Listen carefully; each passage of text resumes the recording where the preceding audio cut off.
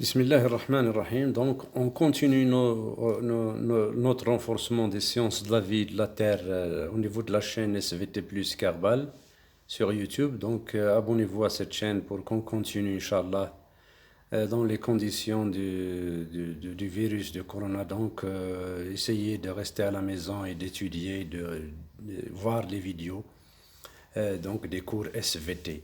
Donc je continue avec l'unité 3 qui concerne les élèves du deuxième bac PC, l'utilisation des matières organiques et inorganiques.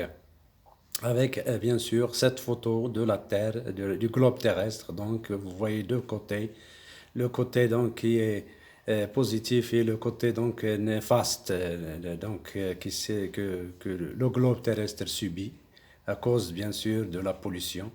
Voilà, donc on va continuer nos cours de renforcement. Essayez donc de vous abonner à cette chaîne. Donc, l'utilisation des matières organiques et inorganiques, la première partie, ce sont les ordures. Voilà, les ordures ménagères issues de l'utilisation des matières organiques et inorganiques. D'accord? Avec ces deux photos d'introduction, vous voyez ici donc dans cette photo donc une décharge sauvage. Donc c'est le problème bien sûr de tous les pays donc en voie de développement, ce sont les décharges sauvages. Vous avez la deuxième photo ici, un enfant ici qui nage dans une eau pleine d'ordures. Donc c'est inacceptable pour celui qui a une fine partie c'est-à-dire de conscience. D'accord? Alors, la question donc, qu'on va résoudre dans cette vidéo, c'est comment gérer les ordures et limiter leur impact négatif sur la santé, l'environnement et l'économie. Donc, la première activité, on va présenter ce cours sous forme d'activité auquel vous allez répondre à certaines questions. Donc, la situation, donc, vous avez les ordures ménagères et leur nature.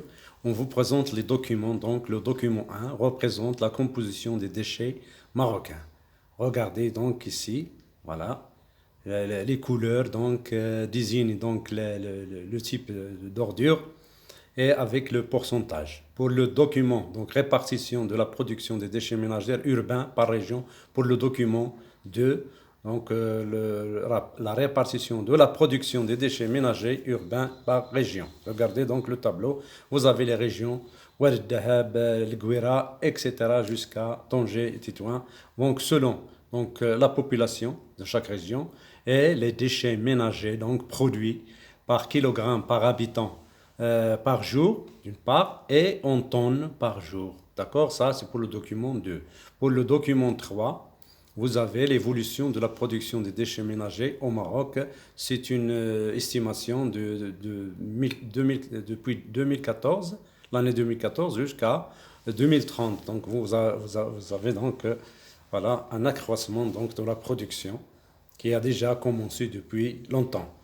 Pour le document ici 3.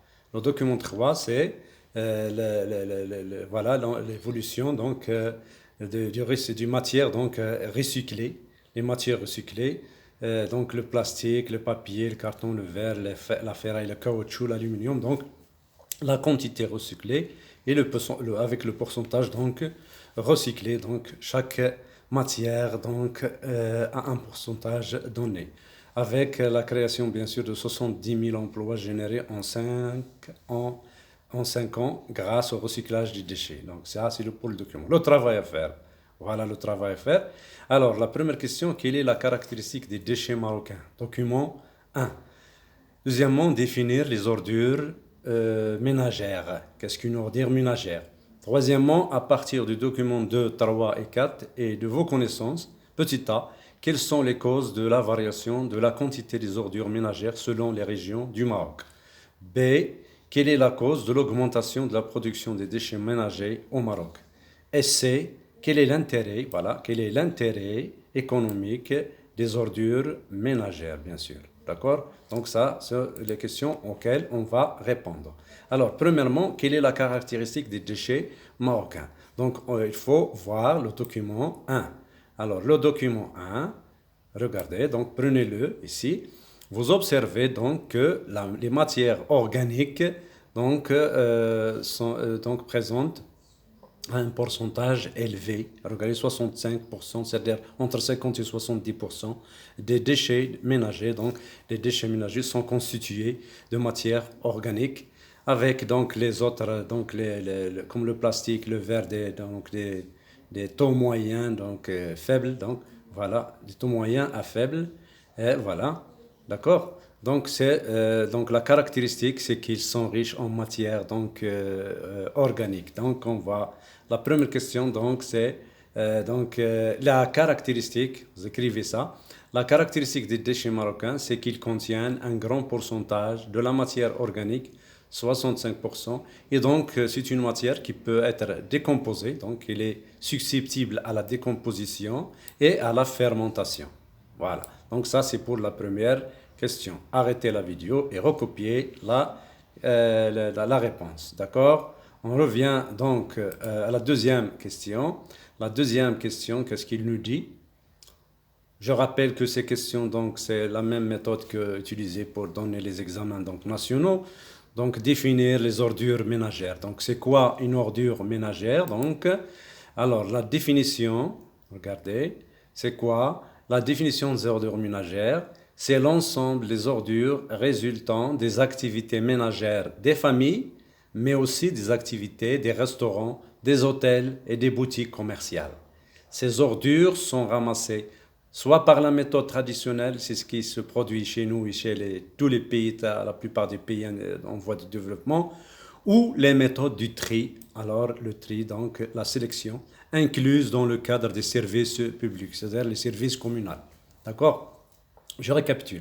C'est quoi une ordure ménagère? C'est l'ensemble des ordures résultant des activités ménagères des familles, mais aussi des activités des restaurants, des hôtels et des boutiques commerciales. Voilà. Ces ordures sont ramassées par les méthodes traditionnelles ou la méthode du tri, incluse dans le cadre des services communaux. D'accord? Alors ça, c'est pour la deuxième question. On va continuer donc avec la troisième question. À partir des documents 2, 3 et 4 et de vos connaissances, petit a, quelles sont les causes de la variation de la quantité des ordures ménagères selon les régions? D'accord? Alors, si on prend le document 2, on va commencer par le document 2, vous avez la répartition de la production des déchets ménagers urbains par région. Alors, les régions ici, vous voyez ici donc la population. Donc, chaque région est caractérisée par un nombre de populations donc, variable d'une région à une autre. Donc, les causes de la variation, c'est le nombre de populations de chaque région, c'est la densité des populations aussi. Alors, au niveau de Casa, si vous observez Casa ici, pardon, Casablanca, donc vous avez la consommation donc, par habitant, il est très élevé. Et la production de déchets ménagers, par exemple, 2753,80 tonnes par jour. La même chose pour la région de Rabat Salé, Zemmour, Zéhir, donc 1039,33. Donc vous avez donc, les ordures ménagères donc varient selon les régions, selon la densité de la population donc de chaque région. D'accord? On récapitule les causes de la variation pour la troisième question petit a. Les causes de la variation de la production des ordures ménagères selon les régions du Maroc sont le nombre de la population par région, la densité des populations dans chaque région. Les zones industrielles, bien sûr, en produisent beaucoup, comme exemple la zone de Casablanca, Mohammedia et l'axe Rabat-Casa. D'accord? Donc, exactement. Donc, ça, c'est pour la première, donc le document 2. Voilà, donc vous voyez donc ici l'évolution. Donc, il y a une augmentation, bien sûr, de la production des ordures ménagères, ainsi que, ici, par exemple, donc, vous avez le recyclage. Donc, une grande matière, un grand pourcentage de matières donc, sont recyclées. Donc, le recyclage des ordures ménagères. D'accord? Alors, la question B de la question 3, quelle est la cause de l'augmentation de la production des déchets ménagers? Bien sûr, c'est l'augmentation, bien sûr, de l'accroissement démographique, le nombre de de population, bien sûr, d'une part, et l'industrialisation, bien sûr, l'industrialisation, la grande évolution de l'industrie des sociétés donc modernes, d'accord? Donc la question P3, les causes de l'augmentation. Tout à l'heure, la question c'est les causes de la variation. Donc la variation, pourquoi? Il varie selon la région, selon la densité des populations, le nombre de populations, d'accord? Mais les causes maintenant, donc on peut résumer ça. Les causes de l'augmentation de la population des déchets ménagers au Maroc sont l'accroissement démographique, le mot démographie, l'évolution économique et industrielle des sociétés modernes. D'accord? Alors, pour la dernière question ici, voilà, toujours, quel est donc l'intérêt économique des ordures ménagères? Alors, on avait dit tout à l'heure que donc les ordures ménagères donc marocaines, pardon, les ordures ménagères marocaines donc sont caractérisées par un grand pourcentage de matière organique, donc décomposable. Voilà, voilà, regardez ici. Donc, un grand pourcentage de matière organique décomposable. Donc ils présentent donc un intérêt très économique, d'accord? Donc, les ordures ménagères marocaines sont caractérisées par le grand pourcentage de la matière organique décomposable et une proportion, on avait dit, moyenne en plastique et feuilles, et un faible pourcentage en minéraux et verre. Alors, les ordures ménagères emmagasinent des matières à importance économique puisqu'ils contiennent des quantités importantes de matières recyclables, voilà, comme le plastique, le verre et les feuilles. Donc, le recyclage et إعادة التدوير est la meilleure solution de se débarrasser des ordures et diminuer leur impact négatif sur l'environnement. Qui dit recyclage dit alors il faut réaliser ce qu'on appelle le tri, al-intiqa. Il faut trier donc selon les types, les ordures selon leur type pour pouvoir donc savoir ce que tu vas recycler, ce que tu ne vas pas recycler. Donc, pour obtenir les matières premières, il faut subir aux ordures le tri. C'est ce qu'on va voir, Inch'Allah, dans la vidéo donc, qui va venir. Donc, essayez de revoir donc, la vidéo. Et donc, je vous présente donc, les documents un par un. Donc, ici, la composition des déchets marocains, une petite récapitulation. Donc, 60 récapitulations, bien sûr. 65% des matières organiques, donc les déchets. Les déchets ménagers constituent un grand pourcentage de matière organique avec un pourcentage moins de plastique et de verre. Voilà, voilà donc des autres produits. Et voilà donc le document 2, voilà la production des déchets ménagers selon les régions. Donc vous voyez que les régions donc, varient. Donc la production des déchets varie d'une région à une autre selon bien sûr selon le nombre des habitants, et ainsi que la densité, c'est-à-dire les villes plus denses, donc on produise beaucoup. D'accord? Donc vous avez le document ici, le document 3 ici, évolution de la production des déchets ménagers au Maroc depuis 2014 aux environs de 2030 qui n'est pas encore arrivé. Voilà, donc les estimations, donc c'est un accroissement très important. Et vous avez donc le tableau, donc les matières donc, qui peuvent être recyclées avec les quantités.